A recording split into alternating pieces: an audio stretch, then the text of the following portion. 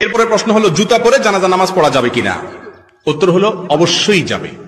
আমাদের দেশে জানাজা নামাজে দাঁড়াইলে সবাই গণহারে জুতা খুলে সামনে রাখে, ঠিক না?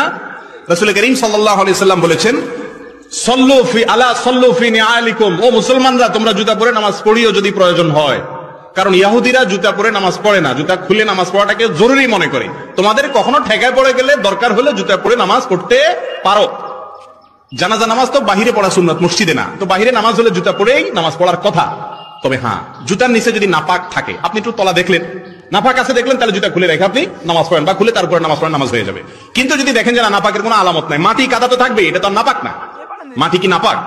অতএব মাটি ধুলাবালি থাকলে ওইটা নিয়ে নামাজ পড়া যাবে। নাপাক দেখলে সেটা শুধু খুলে রাখবেন। আর আজকাল নাপাক কোথায়? আগে তো যেখানে সেখানে পায়খানা করতে মানুষ, এখন তো আলহামদুলিল্লাহ সব পাকা পায়খানা, যার কারণে যেখানে সেখানে তো নাপাক থাকেও না। যদি থাকেও, পরবর্তীতে জুতা কত জায়গা দিয়ে হাঁটতে হাঁটতে হাঁটতে ওইটা মুছে আলামতও শেষ হয়ে যায়।